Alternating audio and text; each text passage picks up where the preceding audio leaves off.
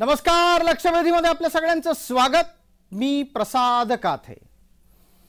मराठा आरक्षणाच्यासाठी मनोज जरांगे यांनी सुरू केलेलं आरक्षण हे अत्यंत आरक्षणाच्या साठीचं आंदोलन हे एका अत्यंत द्वेषमूलक वातावरणापर्यंत जाऊन पोहोचलेलं आहे। मनोज जरांगे यांच्याकडून आतापर्यंत विविध प्रकारे अनेकांचा पाणउतारा होत होता, अनेकांचा थेट अपमान होत होता। आता हा अपमान राज्यातल्या नेतृत्वाचा सुद्धा होऊ लागलेला आहे। काही दिवसांपूर्वी मनोज जरांगेंनी भुजबळांच्या विरोधात भूमिका घेतली, त्यानंतर ते मनोज जरांगेंचे आजवरचे आश्रयदाते असलेल्या एकनाथ शिंदेंवर घसरले। भुजबळ एकनाथ शिंदे यांच्यावर बोलल्याच्या नंतर सुद्धा सरकार आपल्याला भीक घालत नाही हे लक्षात आल्याच्या नंतर मनोज जरांगेंनी आता आपला मोर्चा राज्याचे उपमुख्यमंत्री आणि गृहमंत्री देवेंद्र फडणवीस यांच्यावर वळवलेला आहे। तसं पाहिलं तर देवेंद्र फडणवीस यांच्याबाबत मनोज जरांगेंचा हा राग काही पहिल्यांदा व्यक्त होतोय अशातला भाग नाही। ज्या वेळेला अंतरवली सराटीमध्ये पोलिसांच्यासाठी आव्हानात्मक परिस्थिती निर्माण केली म्हणून कायदा आणि सुव्यवस्था राखण्यासाठी पोलिसांना अपरिहार्यपणे लाठीमार करावा लागला, तेव्हापासूनच देवेंद्र फडणवीस हे मनोज जरांगे आणि त्यांच्या समर्थकांच्या निशाण्यावर होते। जरांगेंच्या फडणवीस विरोधाला आणि त्याचबरोबर त्या निमित्तानं निर्माण झालेल्या जातीय द्वेषाला आणखी भडकवण्यासाठी शरद पवार उद्धव ठाकरेंनी सुद्धा आगीमध्ये तेल ओतलं होतं। आताच्या घडीला तर जरांगे यांनी त्याची पुढची पायरी गाठलेली आहे। देवेंद्र फडणवीसांच्या विरोधात बोलत असताना फडणवीसांच्या जातीचा उल्लेख अत्यंत अपमानास्पदरित्या केला गेला आणि गरज नसताना फडणवीसांच्या पत्नी तसंच त्यांची मुलगी यांना सुद्धा वादात ओढलं गेलं। हे सगळं अनपेक्षित तसं पाहायला गेलं तर अजिबात नाही, पण हे या पद्धतीने व्यक्त होईल याची मात्र निश्चित अपेक्षा नव्हती। जरांगे आतापर्यंत ज्या भाषेमध्ये बोलत होते ती भाषा ग्राम्य आहे असं म्हणून त्या भाषेकडे दुर्लक्ष करा, भावना समजा असं संजय राऊत म्हणायला लागलेत। हे तेच संजय राऊत आहेत जे पत्रकार परिषदांमध्ये शिवीगाळ करत असतात। तेच संजय राऊत हे मनोज जरांगे यांच्या शिवीगाळीचं सुद्धा समर्थन करतायत। यात कुठलीच वेगळी गोष्ट नाही।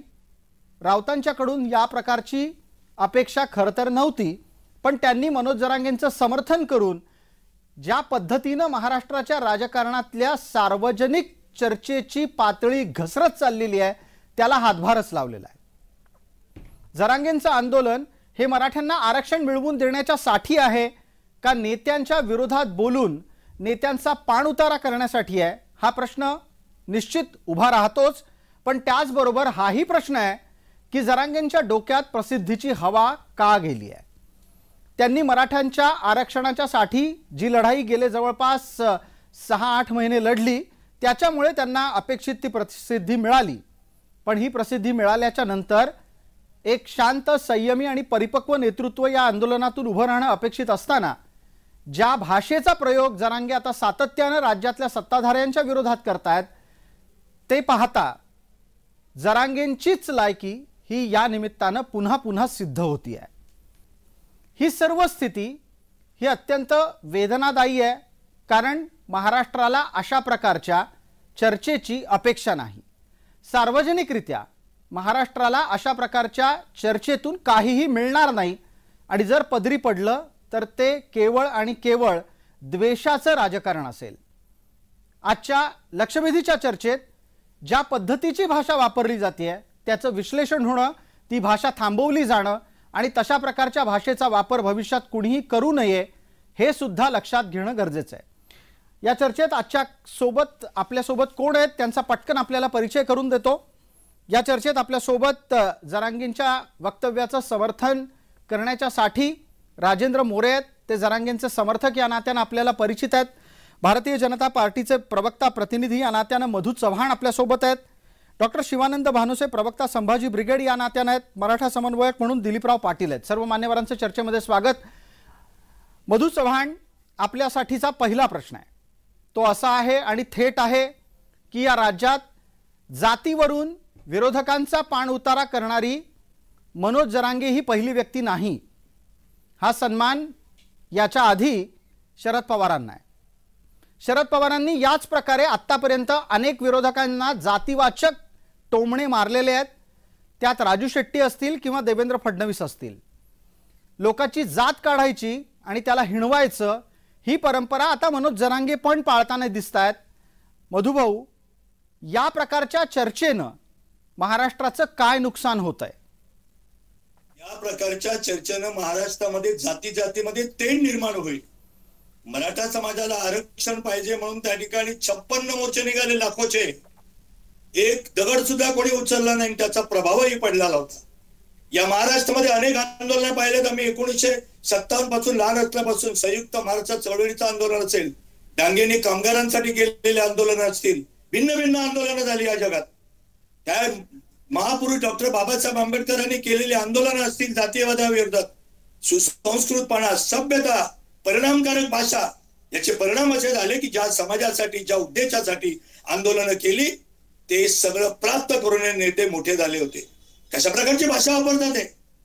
ज्या वेळेला तुम्हाला खरं म्हणजे ही शरद पवार साहेबांचीच भाषा आहे. आपण बरोबर बोललात. महाराष्ट्रामध्ये ज्या दिवसापासून राष्ट्रवादी काँग्रेस सत्तेवर आले किंवा जन्माला आली तिथपासून महाराष्ट्रामध्ये जातीयतेचं राजकारणाने निर्माण केलं. कधी सांगायचं शिवाजी महाराज पूर्वी पेशव्यांची नियुक्ती करत होते, आता पेशवे महाराजांची नियुक्ती करायला लागल्यात. या शरद पवार साहेबांच्याच त्या ठिकाणी छुप्या पाठिंब्यामुळे बाबासाहेब पुरंदरेंना महाराष्ट्र भूषण ही त्या ठिकाणी पदवी ही राष्ट्रपती राजभवनावर घ्यावी लागली. आणि मला असं वाटतंय यामुळे माझा मराठी, मी पण मराठा आहे, होय आम्हाला आंदोलन, होय आम्हाला त्या ठिकाणी सवलत हवी, आर्थिक सवलत हवी, नोकरी बाबतीत हवी. कारण अनेक, मी कोकणातले, मराठा समाज दारिद्र्याखाली दुःखामध्ये अनेक आर्थिक संकटांना तोंड देतोय. मुलं बेकार आहेत काय? ही पद्धत नाही ना मागणी मान्य करायची. त्यावेळेच्या आंदोलकांनी स्वतःवर गाड्यातून फुलं उधळून नाही घेतली, त्या ठिकाणी मोठ्या मोठ्या उंच कमानी उभारून घेतली नाही. एक उद्देश असतो आंदोलनाचा, तो सफल होण्यासाठी जो संयम लागतो. आपण चर्चेला पुढे नेऊ. आपल्या सोबत संभाजी ब्रिगेडचे प्रवक्ता प्रतिनिधी या नात्यानं शिवानंद भानुसे आहेत. त्यांच्यानंतर आपण डॉक्टर मोरे यांच्यापर्यंत पोहोचणार आहोत. मला आधी शिवानंद भानुसेजी आपल्याकडून या गोष्टीचा खुलासा लागेल की ब्रिगेड आतापर्यंत ज्या पद्धतीची भावना मांडत गेलेली होती ती तीव्रपणे बघायला गेलं तर जे याआधी मांडलं गेलंय त्याचा विरोध करणारी होती. एक नवी मांडणी संभाजी ब्रिगेड सातत्यानं करत आली. त्याच्यातून आज जरांगेंच्या तोंडी ब्राह्मण द्वेष आला आहे का? आणि तुम्ही ज्या प्रकारची भाषा जरांगे वापरतायत ती समाधानकारक आणि समर्थनीय आहे असं म्हणाल का? सर्व जय महाराष्ट्राच्या प्रेक्षकांना जय जिजाऊ. नमस्कार. जय जिजाऊ. काथे साहेब जी, संभाजी ब्रिगेड मराठा सेवा संघ गेल्या 34 वर्षापासून आम्ही जी मांडणी करतोय ती तात्विक आणि वैचारिक मांडणी करतोय. आम्ही कुणाला शिव्या देतोय किंवा काहीतरी आम्ही खालची भाषा वापरतोय असा अपप्रचार केला जातो. आम्ही जे उत्तरं दिलीत किंवा जी भाषा वापरली, जी क्रिया केली किंवा ज्या प्रतिक्रिया केल्यात ते संविधानिक पद्धतीनं, वैचारिक पद्धतीनं, तात्विक पद्धतीनं केलेलं आहे. आम्ही कुठल्याही जातीचा द्वेष किंवा कुठल्याही धर्माचा द्वेष केलेला नाही आणि कुठल्याही खालच्या पातळीची भाषा आम्ही वापरलेली नाही. जी भाषा जे वापरतायत त्यांना आमचा विरोधच आहे. किंवा भाषा तुम्ही संवाद होऊ शकतो, तुम्ही विसंवाद नाही झाला पाहिजे किंवा कुणीतरी कुणाला या पद्धतीने नाही बोललं पाहिजे, आम्ही सातत्याने सांगत आलेलो आहे.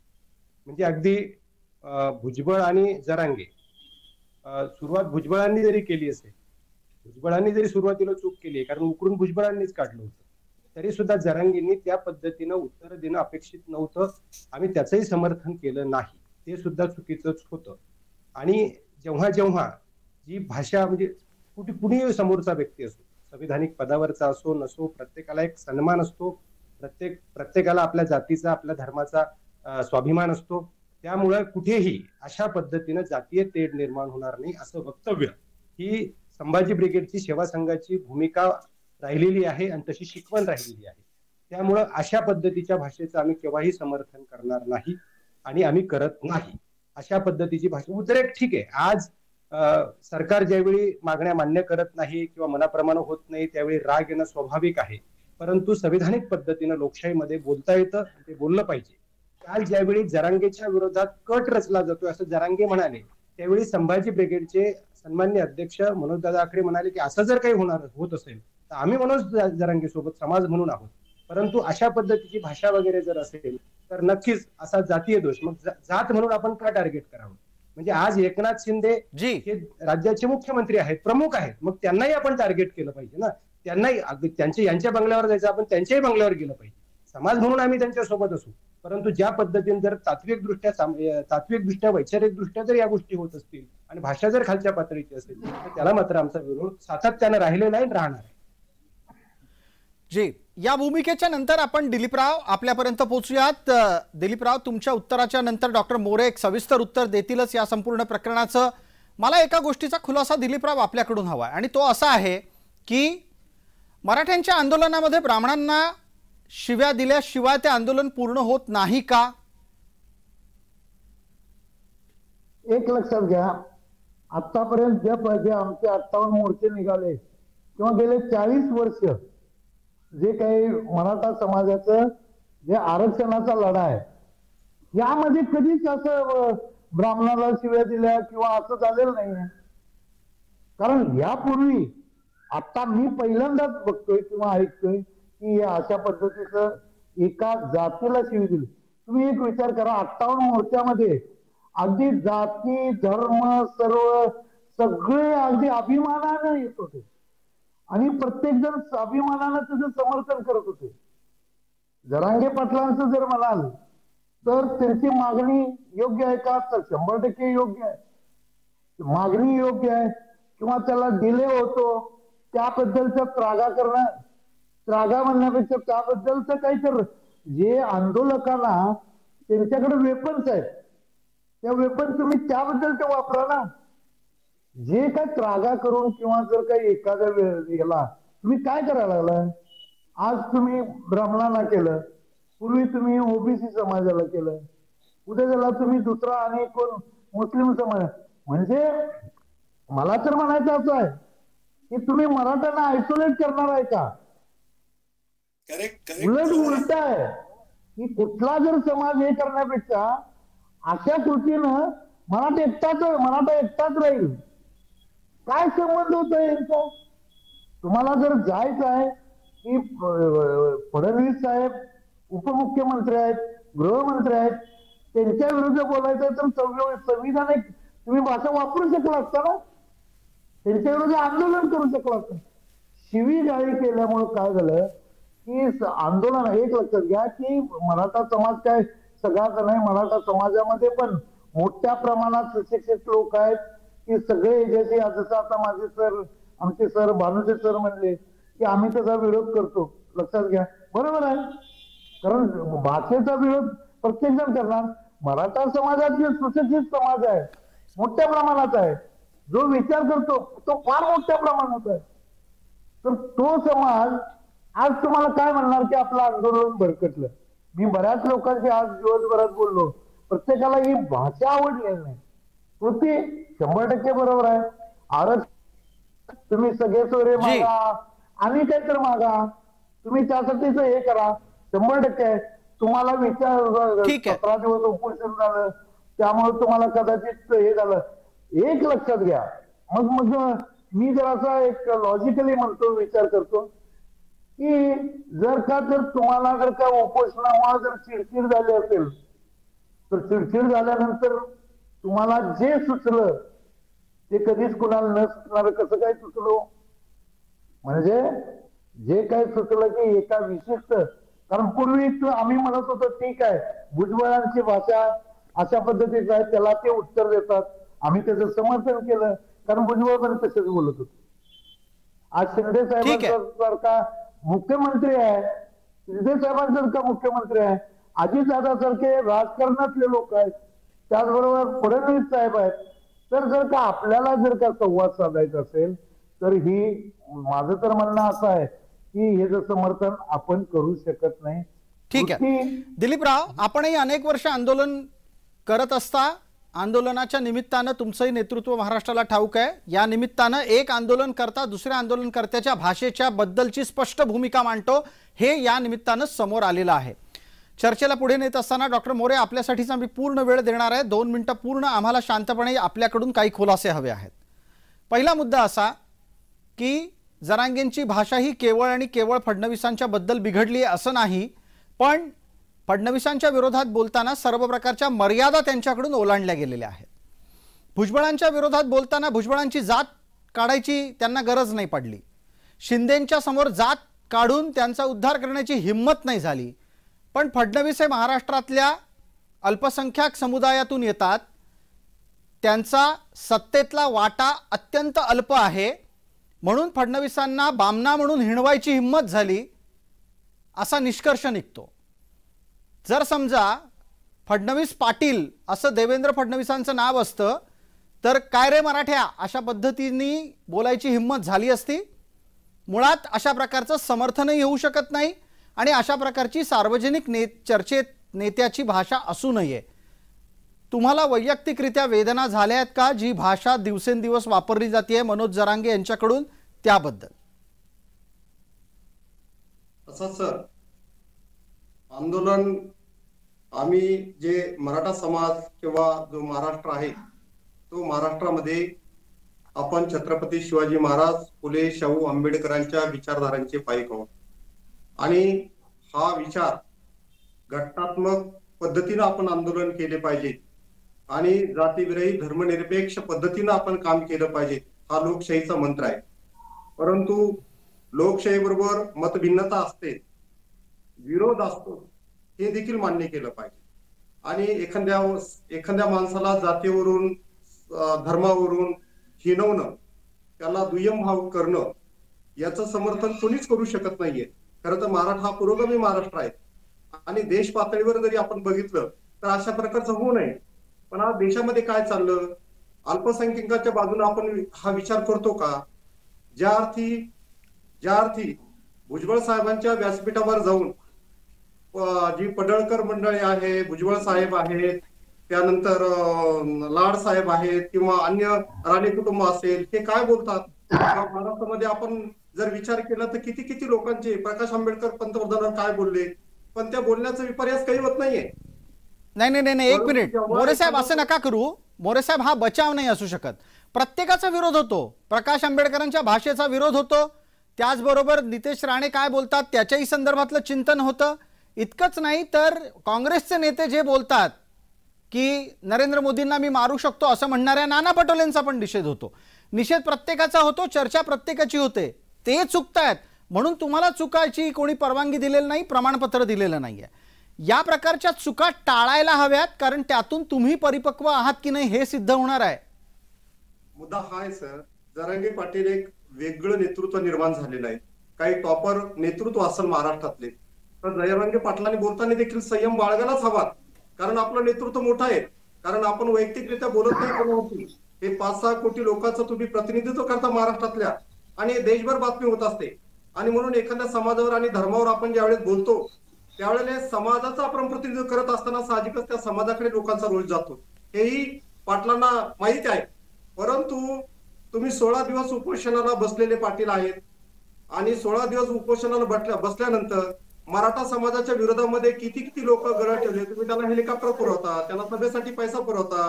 अंबडच्या सभेमध्ये सर्व भाजपचा अर्ध मंत्रिमंडळ तिथे उपस्थित आहेत. विकास महात्मे कोण आहेत, फरांदेबाई कोण आहेत, नाशिकच्या आशिष देशमुख कोण आहेत, पडळकर कोण आहेत, आणि हे सगळं भुजबळ साहेबांची भाषा बोलतात आणि मराठा समाजाविषयी सर्व महाराष्ट्रामध्ये गरळ ओकण्याचं काम, षड्यंत्र रचण्याचं काम आणि अगदी खालच्या थराला बोलण्याचं काम ही मंडळी करू लागलेले आहेत. तेव्हा याच्या पाठीमागं कोण आहे? हा मराठा दूध खोळा नाहीये. ही कोणाची प्रयोगशाळा आहेत? दंगली कोण घडून आणतंय? जातीवाद कोण निर्माण करतंय? तर याच्या पाठीमागं प्रसादाने शोधून काढलं पाहिजे महाराष्ट्राने. आणि अशा या प्रतिगामी शक्ती आहे, त्या शक्तीच्या विरोधामध्ये आपण सर्वांनी लढलं पाहिजे. खरं तर ब्राह्मण अल्पसंख्याक आहे किंवा मुस्लिम अल्पसंख्याक आहे किंवा जैन अल्पसंख्याक हा मुद्दा नाहीये. आपण सर्व भारतीय आहोत, आपण फर्स्ट भारतीय आहोत आणि हा भारतीयत्वाचा विचार आपण आपल्या डोळ्यापुढे ठेवला पाहिजे. आणि फडणवीस साहेब जरी ते सर्व समाजाविषयी बोललेलं नाही, फडणवीस साहेब म्हणून त्यांना किंवा ब्राह्मणवाद हा त्यांच्या डोक्यात मध्ये आहे किंवा जातीवाद हा नाहीये. ब्राह्मणवादाचा विचार फडणवीस साहेबांमध्ये आहे. सर्व समाजाला त्यांनी दोष दिलेला नाही. तर ब्राह्मणवादाचा विचार आणि फडणवीस साहेब सत्तास्थानी आहेत. सत्तास्थानी असल्यानंतर सर्वसामान्य जनता सत्तास्थानी जर नसते तर त्यांना बोलण्याचा विचारच झाला नसता. म्हणून त्याच्या पाठीमागे जेव्हा कॉन्फरन्स होता आंतरवाली सराटीला, अजित पवार आणि फडणवीस साहेब उठून जातात. त्यानंतर आपण बोलून मोकळं होऊ यामध्ये त्यांची भूमिका कळते. एकनाथ शिंदे साहेबांना दबाव टाकून कशा पद्धतीने एकनाथ साहेब जसे म्हणते सत्तेची दोर जरी आपल्याला वाटलं की एकनाथ शिंदे साहेब मुख्यमंत्री आहेत, पण ती खरं नाही, ती भाजपचे आणि फडणवीस साहेब आणि अमित शहा साहेब, मोदी साहेब यांच्याच हातामध्ये आहे. आणि म्हणून जे काही महाराष्ट्रामध्ये घडतं अशी लोकांचा मराठा समाजाची एक भावना झालेली आहे की हे घडवण्यापाठीमागं भाजप आणि भाजपचे नेते आहेत. मग असं असेल, मग जर असं असेल तर तुम्हाला 10% आरक्षण मिळाल्याबद्दल फडणवीसांच्या नावानं गुलाल उधळायला हवा होता ना. 10% आरक्षण मिळालं तेव्हा फडणवीस नाही आठवले कोणाला. कुणबी प्रमाणपत्र मिळत नाहीत म्हणल्यावर फडणवीसांच्या नावानं शंख सुरू होतो. सर प्रसाद सर बिलकुल बोला, मी पूर्ण ऐकतोय, सगळं महाराष्ट्र ऐकतोय तुम्हाला. 10% हा विषय मनोज दादाची मागणीच नाहीये. 10%ची आमचं म्हणणं काय होतं की आम्ही ऑलरेडी मराठवाड्याचे लोक याच्यामध्ये ओबीसी मध्ये आहोत. अरे जे आम्ही हैदराबाद स्टेटचा भाग होतो, तेलंगणा बीसी म्हणून बॅकवर्ड क्लास मध्ये आहेत मराठा समाजाला, आंध्र प्रदेशमध्ये आहे आणि आम्ही त्याचा भाग आहे. गॅजेट 1909च्या जनगणनेमध्ये हैदराबादच्या 1909च्या गॅजेटमध्ये आहे, 1884च्या निजाम डोमिनियन्स मध्ये आहे, गॅजेटियर मध्ये 1881च्या जनगणनेमध्ये आहे. आणि तुम्हाला आम्ही एवढ्या आता नोंदी आता सापडू लागलेल्या आहेत. ठीक आहे, या चर्चेच्या निमित्तानं तुमच्या मुद्द्यांवर प्रतिवाद करण्यासाठी टप्प्याटप्प्यानं आपल्याला इतरांपर्यंतही पोहोचायचं आहे. मधु चव्हाण सर्वात प्रथम तुमच्या मुद्द्याचा प्रतिवाद करू इच्छित आहेत. मधु भाऊ, ज्या पद्धतीचे दावे केले जातात की भाजपचे लोक नाही का चुकीचं बोलत, मग काय बिघडलं, त्यांच्याबद्दल कुठे तक्रारी होतात, केवळ आणि केवळ मनोज जरांगेंनाच टीकेचं लक्ष केलं जातं. वस्तुस्थिती याच्या मागची अशी आहे की एखाद्या समाजाचं प्रतिनिधित्व करणारा माणूस, तसा दावा करणारा माणूस ज्या वेळेला चुकीचं बोलतो तेव्हा समाजावर लेबल लागतात. मधु चव्हाण, तुम्ही मनोज जरांगेंना मराठ्यांचा नेता आणि तुमचा नेता मानता का? मुळात आम्ही मनोज जरांगेंना आमचा नेता मानत नाही, मराठ्यांचा नेता मानत नाही. त्याचं कारण असं की नेतृत्व म्हटल्यास अदृश्य नेतृत्व होतं, म्हटल्यास नव्हतं सुद्धा असे मोर्चे निघाले. आता तुम्ही आता जे किती लंगडं समर्थन करत होते माझे मित्र, तुमच्याबद्दल आदर आहे मला, मी तुमच्याबद्दल अनादर निर्माण करत नाही, तुमचं मत मांडायला तुम्हाला अधिकार आहे. याच त्या ठिकाणी बामणाच्या पोराने तुमच्या भाषेत आरक्षण दिलं, जे हायकोर्टात टिकलं होतं. त्याच्या अगोदर ज्यांच्या हातामध्ये सत्ता होती 50 वर्ष, जे मराठ्यांचे नेते म्हणून 3.5 जिल्ह्याचं प्रतिनिधित्व करत होते, त्या शरद पवार साहेबांच्या बद्दल एक शब्द तुम्ही बोलत नाहीत. त्याच्यानंतर राज्य आलं, उद्धवजी ठाकरेंचं, घर बसणाऱ्या मुख्यमंत्र्यांचं, सगळी सूत्रमान्य शरद पवार जे हलत होते. वकील सुप्रीम कोर्टात बरोबर बाजू मांडली नाही, वकील दिले नाही. वकील वारंवार येऊन मंत्रालयात सांगत होते की आम्हाला कागदपत्र द्या, आम्हाला कागदपत्र द्या, आम्हाला कागदपत्र द्या. ते टिकलं नाही. तुमच्या काळामध्ये ज्या वेळेला त्या ठिकाणी बेकायदेशीर ठरेल असं वाटलं तेव्हा अण्णासाहेब पाटील महामंडळ पुनर्जीवित केलं. त्याचं नाव आहे देवेंद्र फडणवीस. 600 त्या ठिकाणी वेगवेगळे शिक्षणाचे जे काय पदवी असतील त्याला अर्धे पैसे शासनाने द्यायचे आणि ते द्यायला सुरुवात केलं. त्याचं नाव आहे देवेंद्र फडणवीस. तुमच्याच त्या ठिकाणी काळामध्ये कोल्हापूरच्या महाराजांना सारथी संघटना पुनर्जीवित करा म्हणून मुंबईच्या आझाद मैदानात त्या ठिकाणी बसावं लागलं. त्या ठिकाणी माननीय शरद पवार साहेबांचं उदो करता तुम्ही. कसली भाषा वापरता ब्राह्मणांची? आणि आता ब्राह्मण विषय काय? विषय मराठा समाजाला आर्थिक आणि शैक्षणिक सवलती हव्यात. आणि तुम्ही कोण सांगणार आहे आम्हाला की जबरदस्तीने तुम्ही त्या ठिकाणी कुणबी म्हणा म्हणून? ज्या तुमच्या माझ्या शेतकरी बंधू मराठवाड्यात माझे बंधू आहेत, कुणबा म्हणजे शेत आणि तो त्याच्या नोंदी आहेत त्यांना द्या तुम्ही. पण तुम्ही काही अवास्तव मागण्या कराल आणि एखादा गुंड जसा त्या ठिकाणी सुरा ठेवतो पोटावर, देतोस की नाही बोल, देतोस की नाही बोल, देतोस की नाही बोल. ही भाषा, ही पद्धत आंदोलनाची नाही. मोठी मोठी आंदोलनं झाली हो. नेहरूंच्या विरोधामध्ये एक शब्द बोलले नाही संयुक्त मोर्चा चळवळीत. यशवंतराव म्हणाले होते की महाराष्ट्रापेक्षा नेहरू मोठे, परंतु त्यांच्यावर कोणी बोलले नाही. तुम्ही महाराष्ट्राची संस्कृती बिघडवताय. आणि एकच वाक्य सांगतो ऐका, मराठा समाजाबद्दल अन्य समाजाच्या मनात द्वेष निर्माण होईल असं वर्तन जरांगे करतायत. जाती तेढ निर्माण करतायत. याच्यात तुम्ही मराठा समाजाचा फायदा करत नाहीये. नुकसान करताय. हा मधुभाऊ समाज याच गावोगाव मुद्द्यावर मधुभाऊ या मुद्द्यावर आपल्या सोबतच्या इतरही मान्यवरांना बोलतं करूयात आणि त्यानंतर टप्प्याटप्प्यानं आपण एक एक विषय घेत पुढे डॉक्टर मोरेंना सर्व प्रश्नांची उत्तरं देण्याची संधी उपलब्ध करून देऊ. पटकन आधी शिवानंद भानोसे आपल्यासाठीचा वेळ आहे, 1 मिनिट पूर्ण देतो. मधुभाऊ वारंवार एका गोष्टीचा उल्लेख करतायत ज्याचा संदर्भ मगाशी चर्चेत पण आलेला आहे की अशा प्रकारच्या भाषा वापरण्यामुळे महाराष्ट्रातलं सामाजिक वातावरण कलुषित तर होईलच, पण त्याचबरोबर 2 समाज जे थोडे यापूर्वी दुरावले ते आणखी दुरावले जातील आणि हे परवडणारं नाही. तुम्ही सातत्यानं शाहू फुले आंबेडकर यांचा विचार वारसा सांगता. शाहू फुले आंबेडकरांच्या विचार वारशाला हे मान्य असतं का ज्या भाषेत जरांगे आंदोलन पुढे नेत आहेत? चिंता भाषेची आहेच पण आंदोलनाच्या भरकटण्याची जास्त आहे. महत्वाचं हे आहे की संभाजी ब्रिगेड सेवा संघानं गेल्या 34 वर्षापासून म्हणजे आम्ही सामाजिक सलोखा निर्माण करण्याचं काम केलंय. या राज्यात जातीय दंगली, धार्मिक दंगली थांबवण्याचं काम केलंय आणि हा सामाजिक सलोखा टिकून राहावा यासाठी प्रयत्न केले. आणि हे करत असताना मराठा समाजावर गेल्या 50-60 वर्षापासून अन्याय झालाय. मराठा समाजाला न्याय मिळावा यासाठी पहिला लढा म्हणजे अण्णासाहेब पाटील, पुरुषोत्तम खेडेकर साहेब या लोकांनी उभारलाय. गेल्या 40-45 वर्षापासूनचा हा लढा आहे. परंतु कुठेही म्हणजे मतभेद असावेत, वैचारिक मतभेद असावेत, पण मनभेद होऊ नयेत. एकमेक समाज तुटू नये, गावगाड्यातला समाज तुटू नये, कुठला समाज तुटू नये, एकमेकांचे गैरसमज होऊ नये, अशा पद्धतीची भूमिका सातत्यानं संभाजी ब्रिगेडनं सेवा संघानं घेतलेली आहे. आणि आता सुद्धा आमची तीच भूमिका आहे की एकमेकांची मन वाईट होता का म्हणे. हा संघर्ष गावागावात नाहीये, हा संघर्ष स्थानिक ठिकाणी नाहीये, हे नेते लोक निर्माण करतात.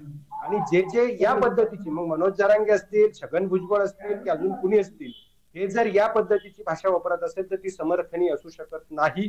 ती अशा पद्धतीची भाषा वापरू नये. लोकशाहीमध्ये संविधानिक पद्धतीनं तुम्हाला तात्विक पद्धतीनं वैचारिक पद्धतीनं तुमची भूमिका मांडता येते, ती मांडली पाहिजे. तात्विक पद्धतीनं, संविधानिक पद्धतीनं, कायदेशीर पद्धतीनं विरोध करता येतो, तो केला पाहिजे. या भूमिकेशी आम्ही ठाम आहोत. मागण्या सुद्धा संविधानिक असल्या पाहिजे, आंदोलन सुद्धा संविधानिक असली पाहिजे.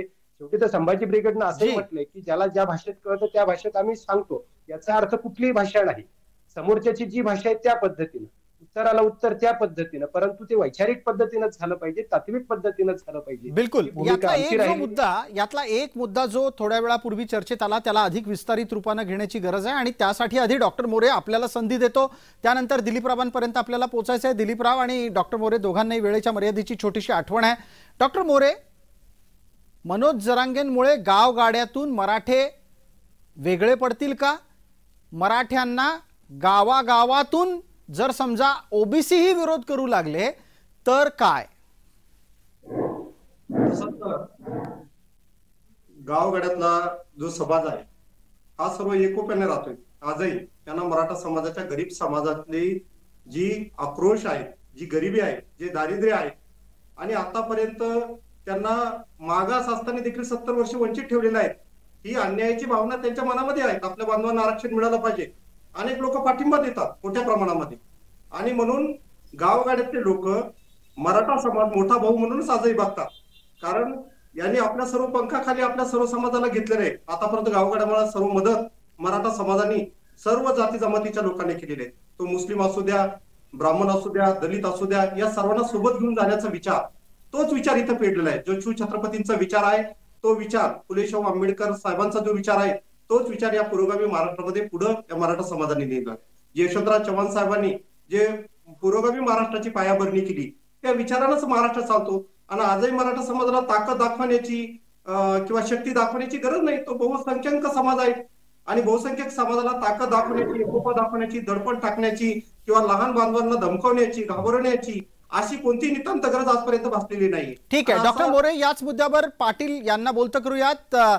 दिलीपराव, ना मराठे एकटे पडतील, ना मराठ्यांना या पद्धतीच्या कोणत्याही भाषेचा काही फरक पडतो, ना या संपूर्ण आंदोलनातली ही भाषा ही केवळ क्रियेची प्रतिक्रिया म्हणून आहे. अशा 3 गोष्टी ज्या वेळेला जरांगेंचे समर्थक मांडतात तेव्हा महाराष्ट्रात आंदोलनाच्या बाबत काय चित्र निर्माण होतं, आंदोलनाच्या नेत्याबद्दल काय बोललं जातं? एक लक्षात घ्या, डॉक्टर मोरे जे बोलले त्याच्याशी मी सहमत का नाही लक्षात घ्या. असं म्हणणं की मी असं काहीतरी करतो किंवा मी अशी भाषा वापरतो आणि ती भाषा वापरल्यानंतर समोरच्याकडून अपेक्षा करतो की नाही मोठा भाऊ आहे किंवा त्यांनी आम्हाला समर्थन दिलं. आणि 100% आपली मागणी योग्य आहे. लक्षात घ्या, जे एम टार्गेट जे दिसतंय ते फार चांगलं आहे, योग्य आहे. त्या ठिकाणी तुम्ही मागताय 100% बरोबर आहे.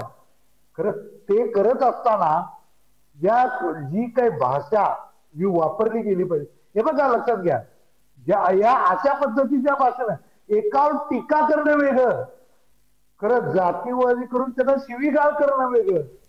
आज किती जरी झालं तर माणसाला, प्रत्येक माणसाला, अगदी मुंगीला पण देखील स्वाभिमान असतो.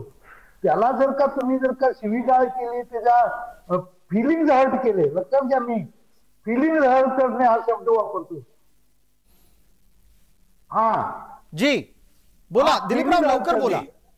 फडणवीसांनी कुठल्या शिवाय दिल्या होत्या? हर्ट केलं जी, ते फिलिंग ज्यावेळी हर्ट केल्यानंतर तर जर तुम्ही जर एखाद्याचं फिलिंग हर्ट केलं तर काय होणार की त्यांच्याकडून तुम्ही कशा अपेक्षा करणार की अरे आम्हाला मोठा भाऊ म्हणायला पाहिजे. बिलकुल दिलीपराव, हा मुद्दाही महत्वाचा आहे. मोठ्या भावानी मोठ्या भावासारखं वागलं तरच त्याला मोठा भाऊ लहान भाऊ मानतो.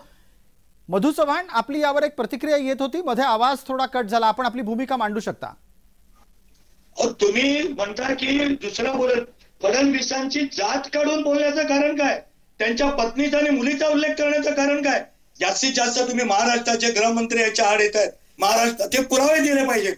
मला विष देऊन मारणार आहेत, मला सलाईन मधून विष देणार आहेत. काय भाषा वापरता पोरकटासारखी? कुठल्याही समाजाचं नेतृत्व करणारा माणूस अशा तऱ्हेची अपरिपक्व, असंबंध आणि न पटणारी, बेछूट, बेजबाबदार, बेमुरवतकर भाषा वापरत नाही. बामन हा विषय कुठे आला आंदोलनात? त्याच बामनाने तुम्हाला कायम टिकणारं दिलंय. काल 10% जे मिळाले त्याच्यावर वर्कआउट जे केलं जास्तीत जास्त, हे मान्य त्या ठिकाणी अजितदादांनी पण मान्य केलं की आता कोर्टात टिकणारं जे दिलंय ना, त्याच्यात जास्तीत जास्त अभ्यास मान्य मुख्यमंत्र्यांचा आहे, अजितदादांचा आहे. पण या दोघांनी मान्य केलंय की काल जे बिल परवा 1 दिवसाच्या विशेष अधिवेशनात मंजूर झालं त्याच्यात जास्तीत जास्त त्या ठिकाणी अभ्यास हा देवेंद्रजींनी केलाय मराठा बंधूंना मिळावं म्हणून. जी अगदी मधुभाऊ, वेळेची मर्यादा असल्यानं आपल्याला इथे थांबवतो आणि याच निमित्तानं एक छोटासा प्रश्न घेऊन पटकन आपल्या सोबतच्या डॉक्टर मोरे यांच्यापर्यंत जातो. डॉक्टर मोरे, जे बोललं गेलंय ते काही आता बदलायचं नाही. तोंडातून निघालेला शब्द आणि भात्यातून निघालेला बाण परत येऊ शकत नाही. जी मनं दुखवायची आहेत ती दुखावली गेलेलीच आहेत आणि ती तुम्ही सातत्यानं दुखवत आहात. तुम्ही प्रत्येकच विरोधकाला अत्यंत हीन भाषेमध्ये बोलता असं समोर आलेलं आहे पुराव्यांच्या निशी. तुम्ही जाऊन आता तुमच्या नेत्याला काही सुचवणार आहात, सांगणार आहात की बाबा रे बोलताना काळजी घे, मुद्द्यावर राहा? निश्चित प्रसाद सर, मनोज दादा पाटलाचा विषय नाहीये, मोठ्या समाजाला न्याय मिळवण्याचा प्रश्न आहे. आणि आता मधु चव्हाण साहेब बोलले ना की जाती द्वेष, दंगली हे निर्माण कोणी केलंय? कोण विष पेरतंय या देशामध्ये? नामांतराचा प्रश्न पहा, हिंदू मुस्लिमाच्या दंगलीचा प्रश्न बघा. 19ला त्या दुसऱ्या विषयाकडे जाऊ नका. तो आता तुमच्या नेत्याबद्दल बोला, दुसऱ्या विषयाकडे जाऊ नका. त्या विषयावर फार बोलावं लागेल, तेवढी तुमची पोच नाहीये त्या विषयावर बोलणे की. तुम्ही मराठा समाज जरांगे आणि तेवढं प्लीज बोला. तुम्हाला विनंती आहे तुम्ही त्या विषयावर जाऊया नको. त्या विषयावर एकदा वेगळी चर्चा करूया. काहीतरी समर्थन करू नका, काही समर्थन करू नका. कोणाची संघटना आहे? जस्टिस फॉर इक्वालिटी कोण याला पाठबळ रसद पुरवणार? या सदावर्त्याला 20 लाखाचा तुम्ही खर्च करता गृहमंत्री आणि मराठा समाजाला गरळ वकाल होता. काय काय बोलला तो सदावर्ते?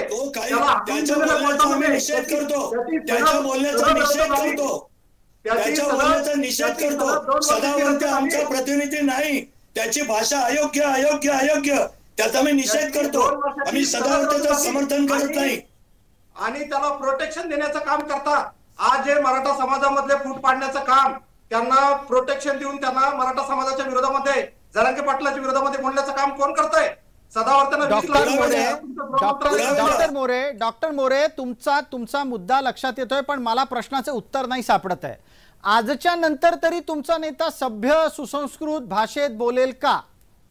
निश्चित प्रशासन आम्ही देखील सांगू की असं आम्ही त्याचं समर्थन कधीच करत नाही, चुकीच्या बोलण्याचं, हिंसेचं कधी समर्थन करत नाही, जाळापोळीचं समर्थन करत, कारण महाराष्ट्र या मराठ्यांनी घडवलेला आहे. सर्व मराठा म्हणजे सर्व जाती जमाती, 18 अलुतेदार आणि 12 बलुतेदार ही व्यापक संकल्पना मराठा समाजाची संकलन घेता. आम्ही निश्चित त्यांच्याशी चर्चा करू की एखाद्या समाजावर, एखाद्या जातीवर, धर्मावर हे बोलणं हे चुकीचं आहे. ठीक आहे, मला चर्चेत वेळेची मर्यादा आहे याची आठवण आपल्या सगळ्यांनाच द्यायची. एक पटकन छोटा ब्रेक, लगेचच परत येतोय. तुर्तास इतकंच, नव्या विषयासह काही क्षणातच आपल्या समोर पुन्हा हजर राहतोय. आपण पाहत रहा फक्त जय महाराष्ट्र.